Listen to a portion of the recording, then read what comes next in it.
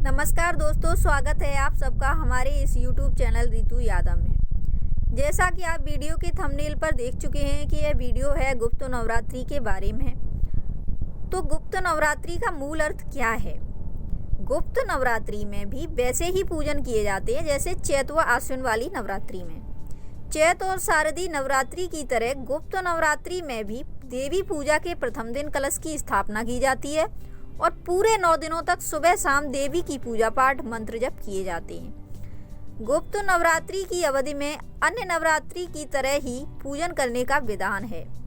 इन दिनों भी 9 दिन के उपवास का संकल्प लेते हुए प्रतिपदा से नवमी तक प्रतिदिन दोनों समय सुबह व संध्या को माँ दुर्गा की आराधना करनी चाहिए। गुप्त नवरात्रि में विशेष बात यह है कि यह नवरात्रि 10 महाविद्याओं का पूजन अधिक फलदायी होता है।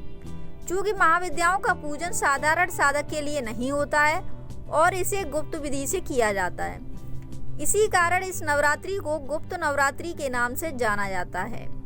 लेकिन आप निश्चिंत रहें, यह नवरात्रि सामान्य साधक के लिए भी फलदायी है। इसलिए आप इस नवरात्रि में भी उसी प्रकार पूजन करें जैसे आप उन दोनों नवरात्रि में करते हैं। मैंने पहले ही बता दिया है कि इस नवरात्रि का नाम गुप्त नवरात्रि इसलिए रखा गया है क्योंकि 10 महाविद्या की साधना गुप्त तरीके से होती है। इसलिए यह नाम महाविद्या की साधना को ध्यान में रखकर रखा गया है। प्राय इंटरनेट पर बहुत सी गलत जानकारी मिलती है कि इसमें माँ दुर्गा की पूजा गुप्त तरीके से करनी चाहिए। आप वैसी जानकारी न ग्रहण करें। आप जैसे अन्य नवरात्रि में पूजन करते हैं इसमें भी वैसे ही करें। गुप्त विधि से केवल 10 महाविद्याओं की साधना करनी होती है। आप तो महाविद्याओं की साधना कर नहीं रहे हैं तो फिर गुप्त का कोई अर्थ ही नहीं है। वैसे मैं बता दूं कि महाविद्या की साधना कभी भी यदि की जाए तो वो प्राय गुप्त विधि से होती है, जबकि आप तो महाविद्या की साधना कर नहीं रहे हैं तो फिर ये नवरात्रि भी आपके लिए वैसी ही है जैसी अन्य 2 चैत व आश्विन वाली नवरात्रि। आपके लिए इसमें और उनमें कुछ भी अंतर नहीं है। गुप्त नवरात्रि में माँ दुर्गा को भोग में लौंग और बतासा अर्पित करें व मन से उनका पूजन करें। इन 9 दिनों में माँ दुर्गा के 9 स्वरूपों शैलपुत्री, ब्रह्मचारिणी, चंद्रघंटा, कूष्मांडा, स्कंद माता, कात्यायनी, कालरात्रि, महागौरी, सिद्धदात्री का पूजन करें। प्रत्येक पूजा में माँ दुर्गा के अलग अलग स्वरूपों का पूजन होता है, जिसकी जानकारी आपको पहले से ही होनी चाहिए। यदि नहीं है तो आप पूछ सकते हैं। इसके अलावा इस नवरात्रि में विशेष रूप से 10 महाविद्या का भी पूजन होता है। ये देवियां हैं तारा, त्रिपुर सुंदरी, भुवनेश्वरी, छिन्नमस्ता, काली, त्रिपुर भैरवी, धूमावती, बगलामुखी। इस नवरात्रि में इन्हीं 10 महाविद्याओं की गुप्त विधि से पूजन होता है। अब आप इन 10 महाविद्या का पूजन नहीं कर सकते हैं तो न करें, और मैं तो कहती हूँ कि आप महाविद्या का पूजन ना ही करें, क्योंकि इनके पूजन में विशेष सावधानी की आवश्यकता होती है। इनको प्रसन्न करने के लिए अलग अलग बीज मंत्र भी हैं, जिसमें 1-2 की जानकारी मैं आगे दूंगी। अब प्रश्न है कि हमें इस नवरात्रि में क्या करना है। आपको सामान्य नवरात्रि की भांति वैसे ही पूजन करना है जैसे आप सामान्य नवरात्रि में करते हैं।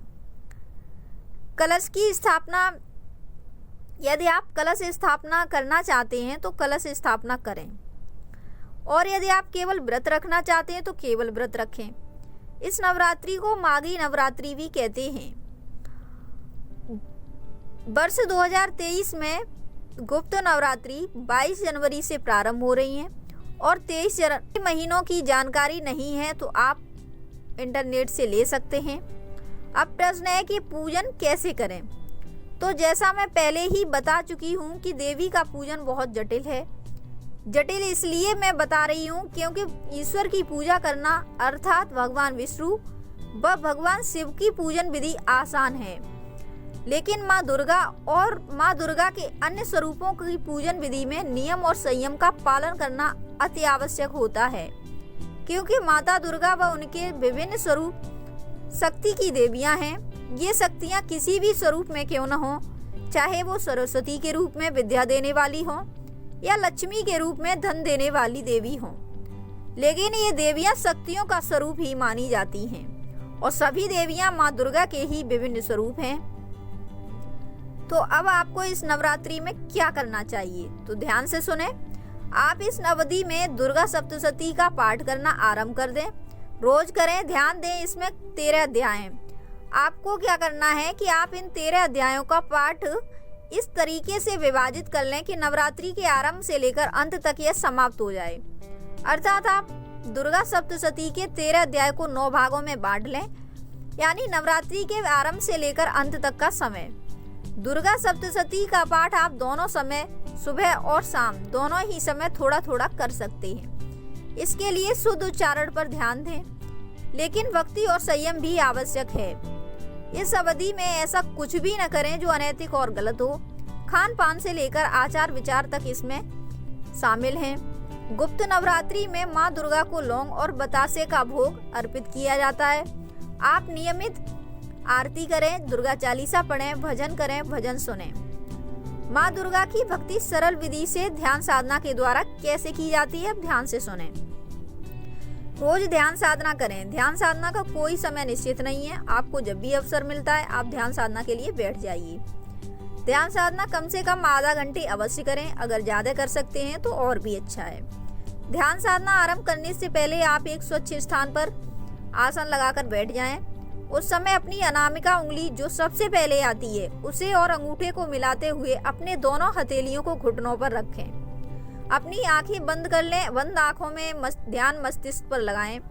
माँ दुर्गा और आप जिन भी देवी की साधना करने जा रहे हैं, पहले उन देवी के नाम के साथ आप अपना नाम लेकर उनका आवाहन कर लीजिए। जैसे मैं यहाँ एक उदाहरण दे रही हूँ। हे माँ दुर्गा, हे माँ काली, हे माँ चंडी, मैं स्वाति आप मात्र शक्तियों का आवाहन कर रही हूँ। इसके बाद आप जैसा मैं बोलती जाती हूँ वही बोलकर साधना आरंभ कर दें। जय माँ दुर्गा, जय माँ दुर्गा, जय माँ दुर्गा। ये उच्चारण मन ही मन में करें तो ज्यादा उत्तम है। जाप करते हुए मंत्र की गिनती ना करें, क्योंकि ये कोई बीज मंत्र नहीं है। आप माँ दुर्गा के इस नाम को तब तक जाप करते रहें जब तक आप ध्यान कर रहे हैं। ध्यान रहे यह बीज मंत्र नहीं है, इसलिए इसके उच्चारण में यदि गलती भी होती है तो कोई हानि नहीं है, क्योंकि ऐसे मंत्र में भावना देखी जाती है, मंत्र के शब्द नहीं। मगर ये बातें बीज मंत्र के साथ नहीं हैं। वैसे देवी की साधना में बीज मंत्र का अधिक प्रभाव होता है, लेकिन उसके नियम अधिक कठिन हैं। उसमें उच्चारण में अशुद्धि नहीं होनी चाहिए, क्योंकि ऐसा करने पर उसके प्रभाव नष्ट हो जाते हैं या किसी किसी में उसके बुरे प्रभाव भी देखने को मिलते हैं। इसलिए मैं बिल्कुल सरल मंत्र का जाप करने को कहती हूँ, क्योंकि आप यह आसानी से बोल सकते हैं और यदि फिर भी उच्चारण गलत हो जाए तब भी कोई हानि नहीं है।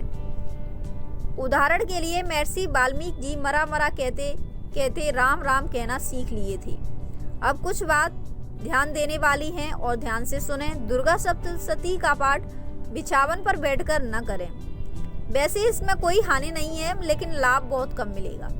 दुर्गा सप्तशती का पाठ आप कोई शुद्ध आसन पर बैठकर ही करें, पूजा स्थल पर करें, धूप बत्ती जलाकर करें। ध्यान करना और दुर्गा सप्तशती का पाठ करना दोनों दो अलग अलग बातें हैं और दोनों के नियम अलग हैं।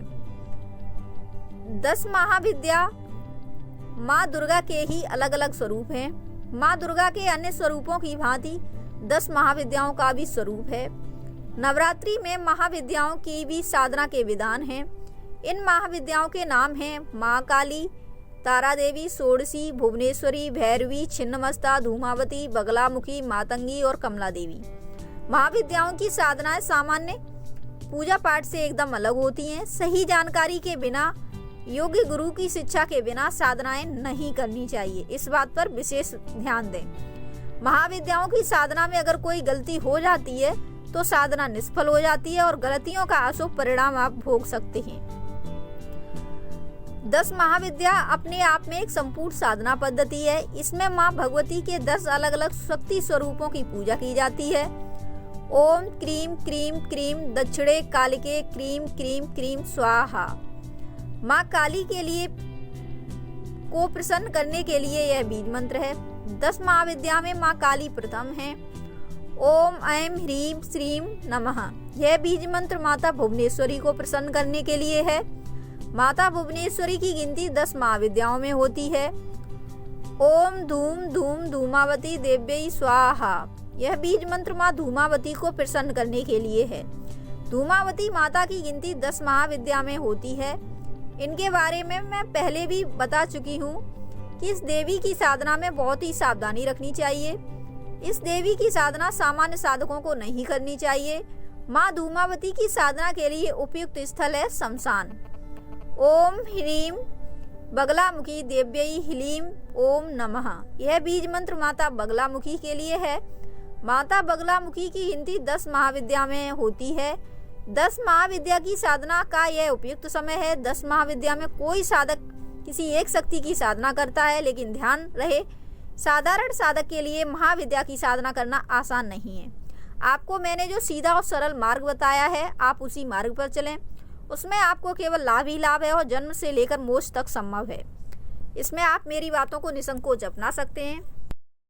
प्लीज़ आपसे रिक्वेस्ट है कि इन महाविद्याओं की साधना योगी गुरु के संरक्षण में ही करें, अन्यथा ना करें। इसी के साथ यह वीडियो समाप्त होता है। यदि आपको वीडियो अच्छा लगा है तो प्लीज़ वीडियो को लाइक करें, शेयर करें और यदि आप चैनल पर नए हैं तो चैनल को सब्सक्राइब करें। Thank you.